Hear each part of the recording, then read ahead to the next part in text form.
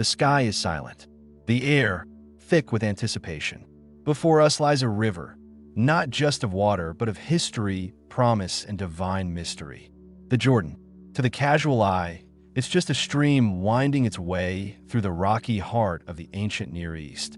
But to the people of Israel, standing on its banks over 3,000 years ago, this river marked the boundary between wandering and homecoming, between prophecy and fulfillment. The wilderness lies behind. The promised land waits ahead. But first, the waters must part. Have you ever stood on the edge of something greater, something sacred, uncertain whether to step forward or retreat? That's the Jordan moment. Not just for them, but for us too. This isn't just a story about crossing a river. It's about crossing a threshold in time, where the hand of God moves not only the waters, but the hearts of his people. It's the moment where faith steps first and history follows. Was this just a river crossing, or a divine unveiling of God's sovereignty over history? What does this ancient path tell us about God's timing, his preparation, and our own spiritual journey today? These are the questions we'll uncover as we walk the stones of Scripture and the sands of history. Welcome to Biblescope, where faith meets history to find light, truth, and purpose. This is Time in Testaments, a journey through the sacred timeline where we examine biblical events not just as stories, but as the footprints of God moving through human history. Here, we don't just tell Bible stories. We uncover the world they happened in, the kings and kingdoms that rose and fell, the rivers that flooded and parted, the cultures that clashed, the covenants that shaped eternity. Whether you're new to the faith or walking deeper into the Word, this channel is your invitation to explore the depth of God's story, anchored in truth, enriched by history, and alive with relevance for today. We believe that the Bible is not myth or legend. It is a living testimony. Every location, every nation, every season, every war, every victory, all woven into the grand tapestry of redemption. So if you're the kind of seeker who's ever asked, did this really happen? Why did it happen then? Or what does this teach me now? Then you're in the right place. And if this sounds like the kind of journey you want to take, go ahead, tap that like button and subscribe. We're just getting started. Today's episode is one of the most dramatic turning points in the Old Testament narrative. It's the moment when the wilderness wandering comes to an end, when the promise first spoken to Abraham centuries earlier, "To your descendants I will give this land," begins to take tangible shape under Joshua's leadership. But it doesn't begin with swords or siege towers. It begins at the water's edge, with a nation holding its breath, with priests carrying the Ark of the Covenant, with a river at flood stage and no visible way forward.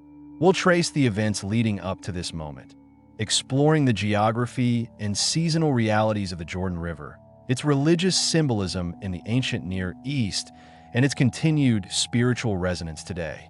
We'll step into the sandals of the Israelites who stood trembling on the riverbank, knowing that what lay ahead was both a gift and a battleground. We'll uncover why God chose to perform a miracle here, of all places, when the land was swollen with spring floods, when the path seemed most impassable, and when his people had to choose whether to trust his word over their own fear. And we'll reflect on what this event says about our modern Jordan crossings, those times when faith must take the first step before the path is revealed. Because the God who parted waters then is still leading his people today. So stay with us until the end, as we trace the footsteps of Israel through the waters of the Jordan. There is much to discover in this ancient crossing, echoes of earlier miracles, symbols of future salvation, and the fingerprints of God pressing through the pages of time. Whether you're a student of history, a lover of Scripture, or someone just beginning to explore what the Bible really means, there is something here for you. Let the rivers speak. Let the stones cry out. Let the promised land call you forward. This is more than a story. This is a turning point in God's timeline, and you're standing at the edge. Before there were trumpets at Jericho, before swords clashed in the land of Canaan, there was water. Not the peaceful streams you might picture in a painting, not the tranquil banks sung of in ancient poetry. This was the Jordan River during its flood season, swollen, furious, and seemingly impassable.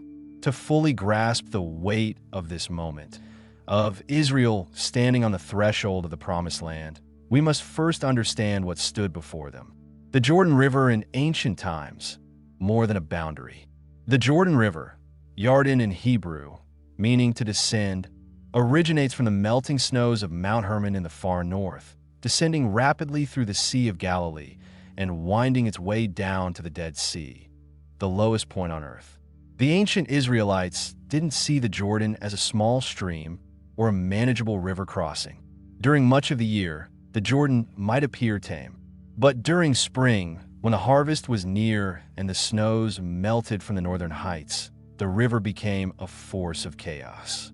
Joshua 3 verse 15 makes it clear. Now the Jordan overflows all its banks during the harvest. This wasn't a calm river with a gentle ford. This was a raging, overflowing torrent, flooding the plains, muddying the banks, creating eddies and whirlpools, washing debris down from upstream. In modern measurements, the Jordan is about 156 miles long, but its course twists and turns for nearly 200 miles from north to south. In biblical times, it varied in width, sometimes stretching hundreds of feet across in flood season, often flanked by tangled thickets, reeds, and steep embankments. Crossing such a river without bridges or boats, with thousands of men, women, children, livestock, and sacred objects, it seemed impossible. And that's precisely the point. God often chooses the most difficult path, not to crush his people, but to reveal his power through their trust. He brings them to the edge of the impossible to remind them he is the one who makes a way. But how did they arrive at this moment? Poised at the Jordan, hearts pounding with anticipation. The answer stretches back more than 4 decades.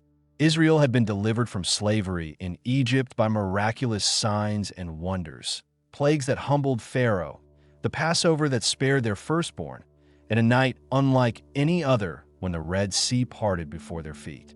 But instead of walking straight into promise, they walked into wilderness. For 40 years, they wandered in the desert, not because God was lost, but because they were. Disobedience, fear, grumbling, rebellion.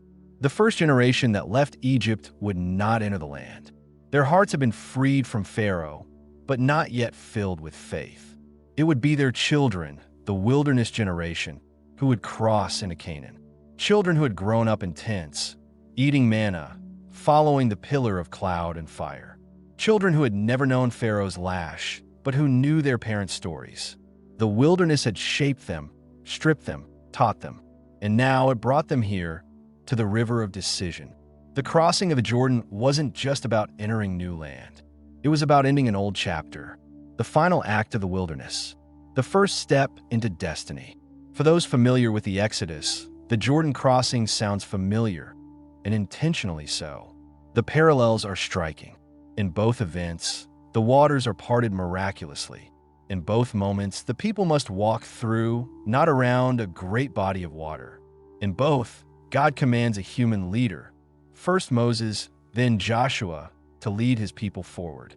And in both, it is God, not man, who makes the path possible. But there are also key differences. At the Red Sea, the Israelites were fleeing. Pursued by Pharaoh's armies, they were desperate and afraid. Their past was chasing them, and they had no choice but to trust God or perish. At the Jordan, they were not fleeing, but advancing. The fear was not behind them, but ahead. The land of giants, walled cities, and foreign gods stood before them. They had to decide, would they trust God enough to take the land he promised? At the Red Sea, Moses raised his staff and God parted the waters. At the Jordan, the Ark of the Covenant, the symbol of God's presence, would lead the way. The priest would step into the water first, not knowing what would happen. It was a new generation, a new season, but the same God. God was retelling the story, not because he had forgotten, but so they would remember. He was saying, the same God who delivered you from Egypt will now deliver the land into your hands. To ancient civilizations, water was more than a resource. It was a realm of mystery. In the ancient Near East, water represented both life and chaos. It irrigated crops, quenched thirst, and sustained cities. but it also drowned armies, destroyed villages, and symbolized the unknown forces that only the gods could tame. In Babylonian mythology, the chaos goddess Tiamat was associated with the sea. In Egyptian belief, the underworld was filled with lakes of fire and water, both dangerous and divine. For Israel, the symbolism was deeper still. The Red Sea was deliverance from slavery. The wilderness was purification through dependence. And now, the Jordan was consecration into promise. Water was also a marker of covenant. Think of Noah and the flood, a cleansing judgment, a new beginning. Think of Moses drawn from the Nile, saved from slaughter to deliver a nation. Think of Jesus baptized in the Jordan centuries later, marking the start of his public ministry, standing in the same waters Israel once crossed. Crossing the Jordan, then, wasn't just about geography. It was about identity. It was an initiation into purpose. In modern eyes, we might look at rivers as boundaries on a map. But in the spiritual mind of the Hebrews, this was a line in eternity. A place where heaven touched earth, where God's hand reached through time and shaped destiny through water. Imagine the scene. The Israelites had camped at Shittim, east of the Jordan, for weeks. The buzz in the camp must have been electric. Joshua had already sent spies into Jericho. Reports had returned. The city was fortified, but its people were terrified. Rahab's words echoed in their ears. "We have heard what your God did to Egypt. Now is time." The priests prepared the ark. The people were instructed to consecrate themselves. "Sanctify yourselves," Joshua told them, "for tomorrow the Lord will do wonders among you." But there was still the water. Fast-moving, murky, untamed. God had not told them exactly how he would do it, only that the moment the soles of the priests' feet touched the edge of the waters, the miracle would begin. This was a test, not of strength, but of faithful obedience. No boats, no briefcase, only belief. God was once again writing his story on the canvas of the impossible. Then and now, our Jordan moments. Every believer, at some point, will stand at Jordan, a place where the promise lies on the other side, but the path is unclear. A moment where we're called not to understand, but to step forward. The Jordan reminds us that before every great move of God, there is often a flood, a barrier, a test. But the river is never the point. It is what lies beyond the river, and the faith to cross it, that defines us. Perhaps that is why God waited for the river to flood. Had it been dry, they might have credited their own strength. But when it is clearly impossible, when only God can make a way, the glory belongs to him alone. So here they stand, on the edge of something sacred, ancient, and new all at once. The wilderness behind, the river before, and the whisper of God who has never failed echoing in their ears. The miracle is coming, but first they must step in. In the eyes of the world, it looked like madness. A sea of people gathered at the edge of a roaring river. No bridge, no boats, no ferries, just the floodwaters of the Jordan, swollen with spring rains, stretching as far as the eye could see. In the natural world, this was a dead end. But this was no ordinary assembly, and the figure at the front of the procession was no ordinary object. It was the ark, carried reverently on the shoulders of priests, veiled in sacred coverings. The Ark of the Covenant led the way. Before any soldier, before any elder, before even Joshua himself. Because when Israel moved under God's command, God always went first. To understand why this moment carries such enormous weight, we must understand what the Ark represented, not just in theological terms, but in the emotional and spiritual imagination of the people. The Ark of the Covenant was the most sacred object in all of Israel's worship. Constructed according to precise instructions given by God to Moses on Mount Sinai, the Ark was a gold-covered wooden chest, about 3.75 feet long, 2.25 feet wide, and 2.25 feet high. Upon its lid sat two cherubim, angelic figures facing one another, wings outstretched, guarding what was called the mercy seat.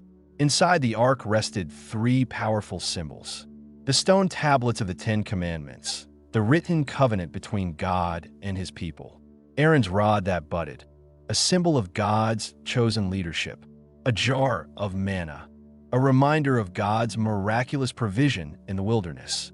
But more than a container of relics, the ark was the earthly footstool of heaven.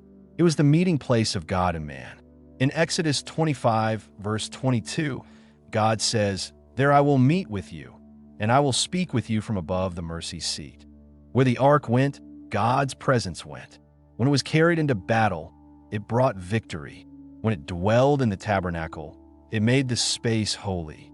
When it led the procession, it signaled that Israel's God was not a distant deity, but an ever-present guide. And so, on the day of the Jordan crossing, the instruction was clear. When you see the Ark of the Covenant of the Lord your God and the Levitical priests carrying it, you are to move out from your positions and follow it. Joshua 3 verse 3. God himself would lead them through the waters. Imagine the tension. The priests, chosen from the tribe of Levi, carry the ark on poles threaded through its gold rings. No one touches it directly. They walk toward the riverbank as the people watch, likely holding their breath. The waters are still churning. There is no sign yet of divine intervention. And yet they walk. The command is not to wait for the water to part, but to step in first. Joshua 3 verse 13 captures the instruction. As soon as the soles of the feet of the priests bearing the ark of the Lord shall rest in the waters shall be cut off. This is not passive faith. This is active obedience. God often calls his people not to wait for the miracle, but to move in expectation of it. The priests were not promised a bridge. They were told to step into chaos holding the very presence of God. This moment echoes with powerful meaning. When God is with you, you walk into the unknown not with fear, but with confidence. And then it happens. The moment their feet touch the water's edge, the flow of the Jordan is interrupted, but not in the way we might expect. Joshua 3 verse 16 says, "The waters coming down from above stood and rose up in a heap very far away, at Adam, the city that is beside Zarethan, and those flowing down toward the sea of the Arabah, the salt sea, were completely cut off." Let's pause here. The river didn't split instantly at their feet. God stopped the waters upstream, possibly as far as 16 miles north, near the town of Adam. In other words, the miracle had already begun before they saw the evidence. Faith does not always see the immediate result, but God is already at work upstream.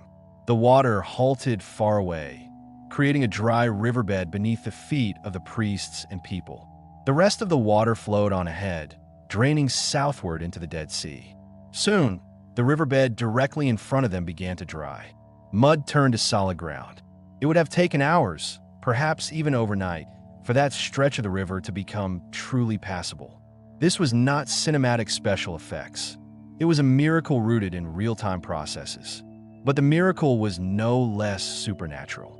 The timing, the obedience, the flow stopping precisely as God said it would. The priests standing firm as the people passed through. Even more astonishingly, they crossed during flood season. Scripture is careful to note that the crossing occurred during harvest time, when the Jordan overflows all its banks. Joshua 3 verse 15. This wasn't incidental, it was intentional. Why would God choose the most inconvenient, dangerous, and difficult moment to bring them through? Because when the odds are impossible, only God gets the glory. If the Jordan had been low or dry, skeptics might claim they simply forded a shallow stream. But with the river raging, this was clearly a divine act. It was also a test of trust. God often brings us to the river during flood season, not because he wants to crush us, but because he wants to grow us. In the face of danger, doubt, and delay, he asks, "Will you step in anyway?" And when we do, he moves, just as he did at the Red Sea, but this time with a new generation, in a new context, with new faith. Interestingly, there are records of natural phenomena that have occasionally interrupted the Jordan's flow. In AD 1267, and again in AD 1927, earthquakes triggered landslides that temporarily dammed the river near Adam, just as the Bible describes. In 1927, the Jordan was blocked for about 21 hours. Could God have used a natural landslide in Joshua's day? Perhaps. But here's what matters. The timing was perfect. The command was clear. The response was obedient. Whether God used a natural method or suspended nature altogether, the miracle lies in the coordination, the divine orchestration. Nature doesn't follow orders from priests. Rivers don't stop because people step in. Landslides don't happen just when someone commands them to, unless the hand of God is behind it. This wasn't coincidence. It was covenant fulfillment, and the people knew it. They walked across the Jordan with eyes wide open, not just in awe of the dry ground, but of the God who made it possible. While the nation passed through, by some estimates, over 1 million people, the priests stood still in the middle of the riverbed, holding the ark aloft. They did not move until every last person had crossed. Can you imagine the weight? Not just of the ark itself, but of the responsibility, the spiritual significance, the sacred trust. They were intercessors in motion, bridges of faith, pillars between chaos and promise. In every generation, God raises up those willing to stand in the middle. Not yet through, not yet safe, but firm and faithful so others can pass. We are called not only to walk by faith, but sometimes to stand by faith until the next generation makes it through. And then, only when Joshua gives the command, do the priests ascend from the riverbed. At that moment, the moment their feet leave the river floor, the waters return. It is as if heaven presses play again. The miracle is over. The river flows once more. But something has changed. Israel is no longer in the wilderness. They are in the land of promise. And they didn't arrive by chance, but by God-ordained order. The ark went first, because God always leads. So what do we take from this ancient procession? That in our moments of flood, we must keep our eyes on the ark, on God's presence. That when we are called to step into unknown waters, our job is not to part the river, but to walk in trust. That in every great transition, every crossing from past into future, God goes before us. Divine order in the chaos, glory in the flood, faith at the front. Let's follow him wherever he leads. The riverbed is dry. The people have crossed. The ark has moved. The miracle is done. But God is not finished, because this moment, this crossing of the Jordan, is not just an event to be experienced, it is a miracle to be remembered. Before the waters resume their ancient course, before the footprints vanish in the silt, God gives one final command. Take 12 men from the people, one from each tribe, and command them, saying, take 12 stones from here out of the midst of the Jordan, and carry them over with you. Joshua 4 verses 2-3. Why stones? Why this act of gathering and carrying heavy rocks from the river's depths? Because God knows something about us. We forget. We forget the miracles when the battles get hard. We forget the victories when the next trial looms. We forget the presence of God when life returns to normal. But stones remember. And in this sacred pause between promise and conquest, God commands his people, don't just move on. Mark this moment. Joshua 4 unfolds like a sacred ceremony. As the priests still stand in the middle of the riverbed, 12 men, each representing one of the 12 tribes of Israel, step onto the dry ground and select a stone. Not just any stone, a stone from beneath the waters. A stone once hidden, now revealed by the power of God. These stones are lifted, carried across the river, and placed at the first campsite in the Promised Land, at a place called Gilgal. These stones shall be to the people of Israel a memorial forever. Joshua 4 verse 7. Not a sculpture, not a temple, just a pile of uncut rocks. But each one carried meaning far heavier than its weight. These stones came from the heart of the miracle. They were touched by the feet of the priests, kissed by the presence of the ark, uncovered by the very breath of God holding back the waters. They were not just souvenirs. They were sacred witnesses. Witnesses to God's power, God's faithfulness, God's deliverance. And they were meant not for God's memory, but for ours.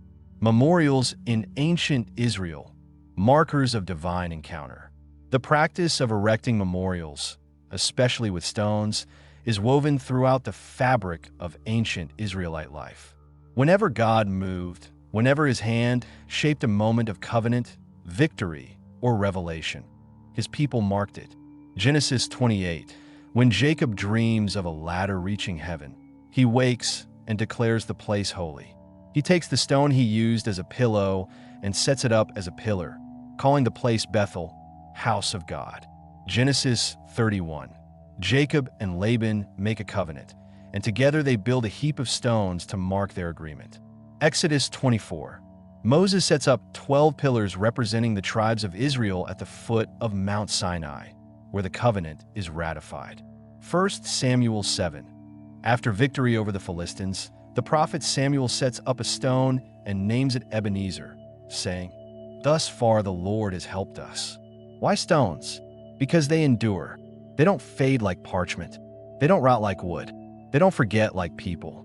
They stand, silent yet powerful, telling the story long after the storytellers are gone. And in a world of shifting sands and nomadic journeys, stone memorials were like anchor points in the landscape of faith, fixed reminders that God had moved here.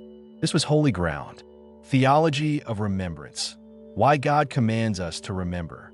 God's command to gather stones was not an afterthought. It was a divine pattern. Because in the economy of heaven, remembering is sacred. Over and over in Scripture, God calls his people to remember. Remember the Lord your God, who brought you out of the land of Egypt. Deuteronomy 6, verse 12. You shall remember that you were a slave, and the Lord your God redeemed you. Deuteronomy 15, verse 15. Remember the days of old. Consider the generations long past. Deuteronomy 32, verse 7. Why? Because memory strengthens faith. Because reflection fuels obedience. Because gratitude sustains endurance. When Israel remembered what God had done, they were bold, united, and victorious. But when they forgot, they turned to idols. They complained. They rebelled. God knows the fragile nature of the human heart. It doesn't take long for awe to fade into apathy. One generation's miracle becomes the next generation's myth, unless we preserve the story. That's why God said, "When your children ask in time to come, 'What do these stones mean to you?' then you shall tell them." Joshua 4, verse 6. The stones were not for decoration. They were conversation starters. Every time a father walked with his son past that pile of rocks at Gilgal, he had a chance to say, "These stones came from the middle of the river." Let me tell you what God did for us. It was a living testimony embedded into the geography of their new home. Because the land itself would become a classroom, and every rock a reminder. Forgetting is the first step toward falling. One of the most tragic themes in Scripture is the recurring pattern of forgetting. God performs wonders. The people worship. Then time passes and they forget. In Judges, we read of a generation who did not know the Lord or the works he had done. Judges 2, verse 10. In the Psalms, we are told that Israel forgot his works and the wonders he had shown them. Psalm 78, verse 11. Even King Solomon, blessed with wisdom and peace, eventually forgets the God who gave him both. And forgetting leads to disobedience, which leads to idolatry, which leads to ruin. That's why remembrance is more than nostalgia. It's spiritual warfare. To remember is to resist the drift. To remember is to renew your loyalty. To remember is to refuel your faith. And the simplest reminders, 12 stones, could hold back the tide of spiritual amnesia for generations. In a modern world, we still build monuments. We raise flags over battlegrounds. We chisel names into granite walls. We light candles on anniversaries. We dedicate plaques in churches and parks. Because deep down, we understand important things must be remembered. But as followers of Christ, we are called to even more than public memorials. We are called to spiritual remembrance. Jesus himself instituted the Lord's Supper with the words, "Do this in remembrance of me." In that sacred meal, we don't just eat bread and drink wine. We remember the cost of our redemption. We remember the sacrifice, the blood, the cross. And in doing so, we anchor our hearts in the grace that saved us. Spiritual disciplines like journaling, prayer, fasting, and feasting are all ways to carve sacred stones into our lives. They are habits that say, "I will not forget." What are your 12 stones? What moments has God brought you through? What rivers has he parted? What signs of his faithfulness lie buried in the memory of your soul, waiting to be unearthed, carried, and set as testimony? Maybe it's a journal entry from a season of trial, a photo from a mission trip that changed your life, a verse that became your lifeline, a moment at an altar, a healed relationship, a divine provision, a quiet whisper from God when you needed it most. These are your stones. Don't leave them behind. Don't let the floodwaters of time erase the evidence. Carry them, name them, display them. Let your children ask, "What does this mean to you?" And let your answer be a story of a God who parts rivers and keeps promises. The place where the stones were set up, Gilgal, would become a base of operations for Israel as they began to conquer the land. It was not just a memorial site, but a military outpost. And that's the beauty of biblical remembrance. It does not pull us backward. It prepares us to move forward. Israel didn't stay by the stones and reminisce forever. They remembered, then they advanced. That's what true remembrance does. It roots us in the past so we can stand firm in the present and march boldly into the future. So now the people are in the land. The ark is crossed. The priests have stepped out. The waters have returned. And the stones, they stand still, silent, heavy, eternal. But in their stillness, they speak. They say, God was here. He did what he promised. Never forget, the river is behind them. The miracle is complete. The waters of the Jordan, once held back by the hand of God, have resumed their relentless flow. Israel now stands in the land of promise, but not in peace. The crossing of the Jordan wasn't just a step into blessing. It was a step into battle. Ahead lies Jericho, a fortified city bristling with walls and warriors. Beyond that, a land dotted with hostile kings, entrenched cultures, and ancient giants. The land is promised, but not unoccupied. And this is where the spiritual and psychological reality begins to shift. Crossing the Jordan was not an arrival at ease. It was an entrance into war. This isn't a fairy tale ending. It's the beginning of confrontation. And that truth still echoes today. The journey up to this point, from wilderness to warfare. For 40 years, Israel wandered in the wilderness, a nomadic people shaped by God's discipline, provision, and presence. In that time, they learned dependence. Manna from heaven fell daily. Water from rocks quenched their thirst. Pillars of cloud and fire guided their movements. God parented them in the wilderness. He led them gently, as one leads a child. But now, a dynamic changes. They are no longer wilderness wanderers. They are kingdom takers. They are not walking by faith into rest yet, but into resistance. This was always the plan. The Promised Land was not merely about real estate. It was about righteous dominion. A holy people occupying a holy land to reflect the holiness of their God. But holiness must be fought for. It doesn't come without resistance. And so, as they step out of the river, they step into the realm of enemy territory. The moment is exhilarating, but it's also terrifying. Jericho looms, the psychological weight of the first battle. The people of Israel had heard of Jericho. It was infamous, a walled city with fortifications so massive that some reports claimed chariots rode along the top.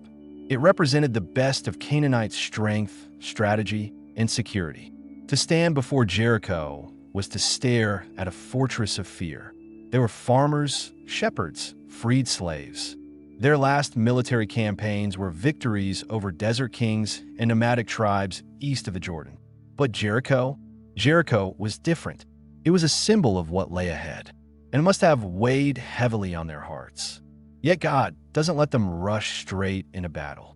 He gives them space to prepare, spiritually, emotionally, and communally. And in that preparation, we see a powerful truth.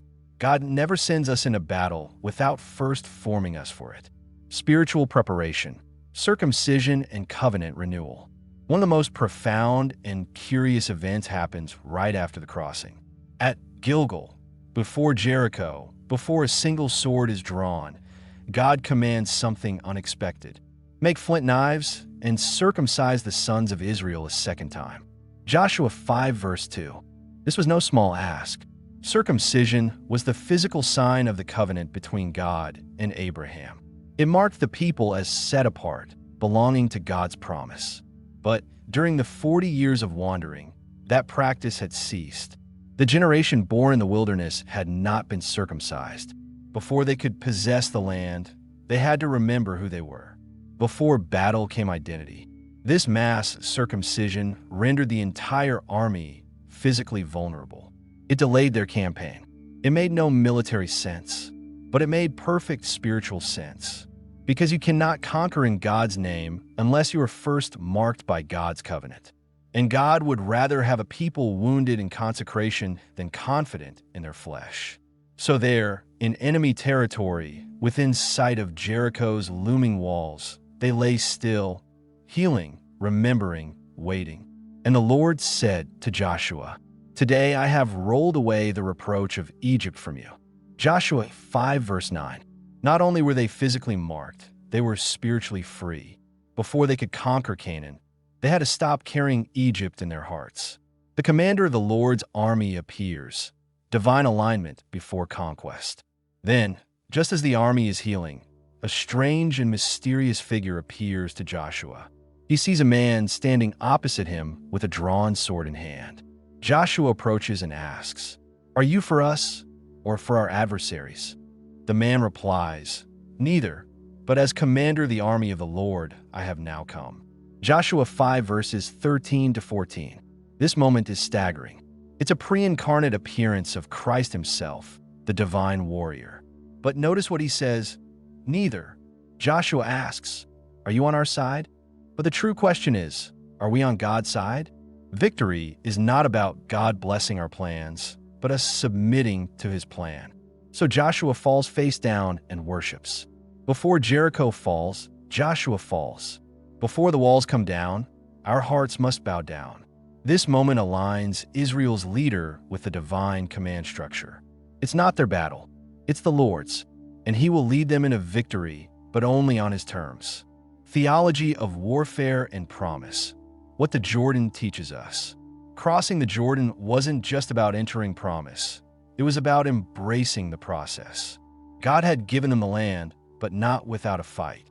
And this speaks to the deep reality of the Christian life.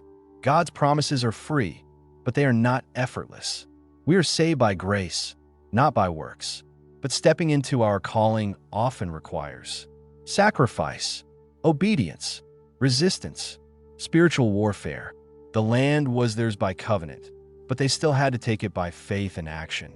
This balance of promise and participation is where many believers stumble. We think the call of God will be smooth. We assume that if we're doing his will, the walls will just fall without effort. But Scripture tells a different story. David was anointed king, but still had to flee from Saul.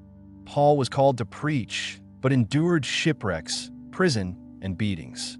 Jesus was declared beloved son, but still walked the path of the cross. Crossing the Jordan isn't the end of struggle. It's the beginning of divine confrontation. It's the point where God says, "I'm giving you the land. Now, let's go claim it together." Then verses.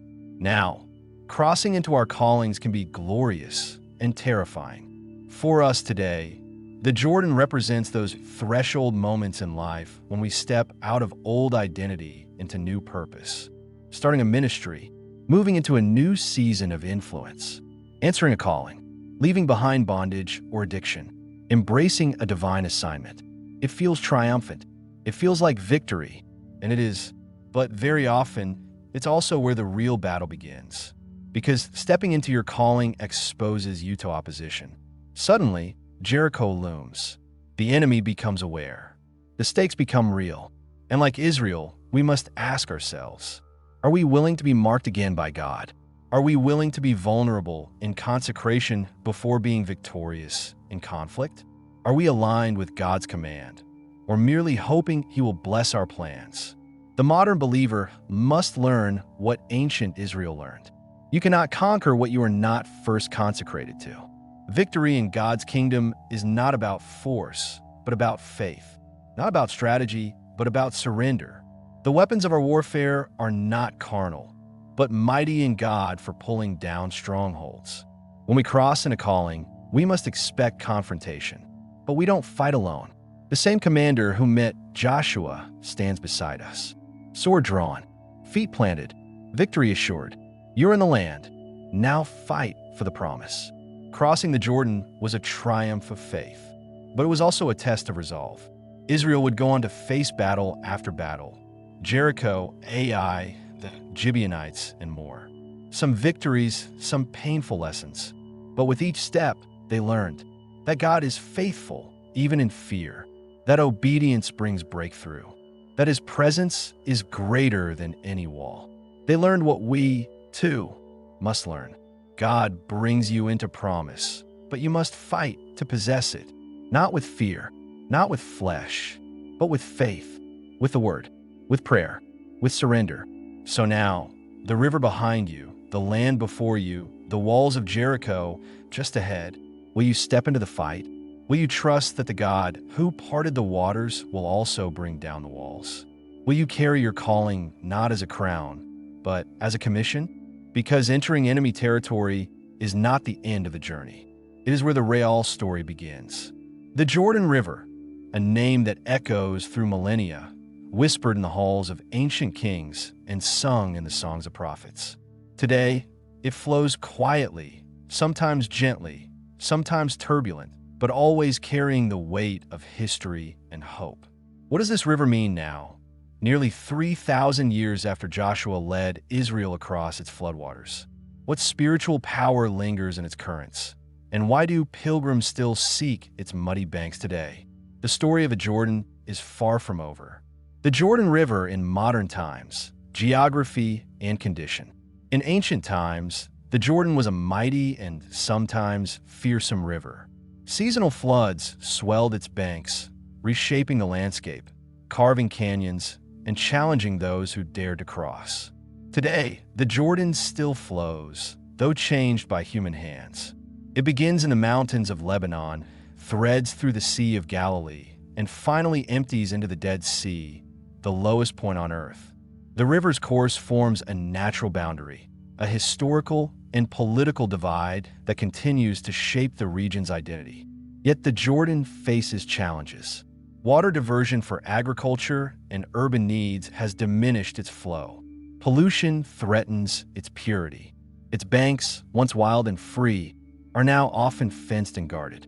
Despite these changes, the Jordan remains a living symbol, a physical thread linking the ancient to the modern, the sacred to the everyday. For many believers worldwide, the Jordan is not just a river, it is a river of transformation. The Jordan and Christian baptism, symbolic power renewed. One of the most profound echoes of the Jordan's significance comes through the Christian sacrament of baptism. Baptism is more than a ritual. It's a symbolic immersion into the story of death and resurrection, a public declaration of faith, a spiritual crossing from the old self to new life. And where did this sacred practice find its most powerful expression? Right here, in the waters of the Jordan. The Gospels tell us that Jesus himself came to these waters to be baptized by John the Baptist. Imagine the scene. The wilderness echoes with a voice calling for repentance. Crowds gather on the banks, filled with anticipation. And then Jesus steps forward, not as a sinner, but as the sinless Lamb, identifying with humanity's brokenness. When Jesus is baptized, he is not just washed in water. He is marking the beginning of his public ministry, the inauguration of redemption. As the heavens open, the Spirit descends like a dove, and a voice declares, "This is my beloved Son, in whom I am well pleased." Matthew 3, verse 17. This moment sanctifies the Jordan anew. The river becomes a sacred site, a threshold between the old covenant and the new. Jesus walking back through Israel's ancient history. In stepping into the Jordan, Jesus was not only participating in a rite, he was walking back through Israel's story. He was entering the river that Joshua had crossed. He was joining a lineage of faith that spanned from Abraham's call to Moses' leadership. In this act, Jesus embodies God's faithfulness across generations. The river that once parted for Israel's conquest now flows around the one who would conquer sin and death. It's a profound spiritual symmetry. The Jordan as a barrier overcome by faith. Jesus as the ultimate fulfillment of promise. When we think about baptism today, we often see only the personal transformation. But the Jordan invites us to see something bigger, a historic continuity. The same God who led Israel through the floodwaters is the one who calls us into new life. Every year, thousands of pilgrims make their way to the Jordan River, drawn by its sacred history and spiritual significance. Some come to retrace the footsteps of Joshua, Moses, and Elijah. Others come to be baptized, immersed in the very waters where Jesus began his mission. The Jordan is more than a river to these pilgrims. It's a living connection to their faith's roots. Walking its banks, they can almost hear the stories echoing. The shout of victory as Israel crossed, the silence of the priests standing in the flood, the baptismal voice of God over his Son. For many, the experience is transformative, a tangible encounter with God's presence. But even beyond the religious, the Jordan holds a cultural and historical magnetism. Its waters are intertwined with the identities of Jews, Christians, and Muslims alike. It's a river that unites and divides, challenges and comforts, flows and stills. As we stand on the banks of the Jordan, whether physically or spiritually, we are invited to ask a timeless question. Is God still parting waters in our lives today? The crossing of the Jordan was a divine intervention, a miracle of timing and power. But God's miracles aren't confined to ancient history. He still moves in our lives, parting obstacles, opening new paths, calling us into promised places. The Jordan becomes a metaphor for every threshold we face, leaving behind old habits or addictions, forgiving those who hurt us, stepping into vocations or relationships, embracing faith after doubt. Crossing our Jordan is never easy. It often requires trust in the unseen, courage to step forward, and surrender to divine timing. And just as God used the river to shape Israel's destiny, He can use our challenges to shape ours. The Jordan River reminds us that faith is a journey through time, past, present, and future. It calls us to remember the faithfulness of God to His promises, the cost of obedience, the hope of transformation, and it beckons us to step into our own crossings, knowing that the God who parted waters in ancient times is the same God who walks with us today. Will you step into the river of your own life's journey? Will you trust that God's hand will guide you through the currents? Will you embrace the crossing, knowing that on the other side awaits your promise? The Jordan flows on, inviting us all to follow its ancient, sacred path. As we come to the close of this journey along the banks of a Jordan River, it's clear that the story we've walked through is far more than a historical event or a simple river crossing. The crossing of the Jordan by Israel was not just about moving from one side of a river to another. It was a profound moment of transformation, a divine invitation to step from wandering into promise, from fear into faith, and from history into destiny. This ancient crossing carries a timeless message that still speaks to us today, echoing across the centuries and calling each of us to face our own Jordan moments. The Israelites' journey was marked by 4 decades of wilderness wanderings, a long season of testing, patience, and preparation. They had learned to trust God's provision amid scarcity and hardship, but they were still on the edge of their inheritance, the Promised Land. When they finally approached the Jordan, the river was more than a natural obstacle. It was a spiritual boundary between past and future, between uncertainty and fulfillment. Joshua and the priests carried the Ark of the Covenant ahead of the people, symbolizing God's presence leading them forward. Then the waters parted, not by human might, but by divine power, echoing the great deliverance at the Red Sea decades earlier. Stepping into those dry riverbeds, the people were entering a new chapter of their story, a chapter filled with promise, but also with challenge. Their faith was tested once more, this time in a land where they would face enemies, warfare, and the need for courageous obedience. In this crossing, God revealed His sovereign hand over history, turning a natural event into a sacred act of redemption and covenant. Now let's turn the lens inward. Each of us stands before our own Jordan River, a threshold or barrier that feels impossible to cross. It might be a season of uncertainty, a difficult decision, a relationship in need of healing, a calling that frightens us, or a faith that feels tested. What rivers are you standing before today? What seems like an immovable obstacle in your life might be the very place God wants to demonstrate His power and faithfulness. The story of Israel crossing the Jordan encourages us to trust in God's perfect timing and to step forward even when the path is unclear. Like the priests who stood firm in the rushing floodwaters, we are called to stand in faith amid the chaos and wait for God to move. And like Joshua, we must lead with courage, remembering that God goes before us. Are you ready to take that step of faith? To trust in the unseen and believe that God is parting the waters for you? Perhaps God is calling you to surrender control and rely fully on His promises. Perhaps He is inviting you to leave behind old fears or past failures. Or maybe this is a call to step into a new season of service, leadership, or spiritual growth. Whatever your Jordan may be, remember that you do not cross alone. The same God who parted the waters for Israel, who raised Jesus from the waters of baptism, and who continues to guide His people today, is with you. God's timing is perfect, His power is unmatched, and His promises are sure. Today's story reminds us that God's hand has always been guiding history. The past is not just a record, it's a revelation. It teaches us that God is actively involved in the unfolding of human destiny.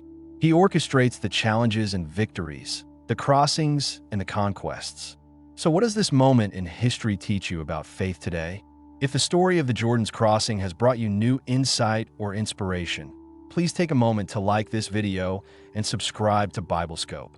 Join us as we continue to walk through time, exploring God's unfolding story, learning from His faithfulness, and discovering the purpose He has for each of us.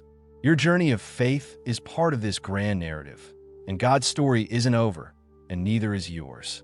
Before we go, consider this question and share your thoughts in the comments below. If you were standing at the banks of your own Jordan today, what promise would you be stepping into? What is God calling you toward? What has He promised you that requires faith to believe? Sharing your journey can encourage others who are facing their own rivers. Together, we can walk forward in faith, reminding one another that no crossing is too great when God leads the way. Thank you for joining us on this exploration of one of the Bible's most awe-inspiring moments. May the God who led Israel through the Jordan's floodwaters lead you through every challenge you face. May He give you courage, wisdom, and peace as you step into your promised land. Until next time, keep seeking, keep trusting, and keep walking with God. This is Biblescope, where faith meets history to find light, truth, and purpose. God bless you.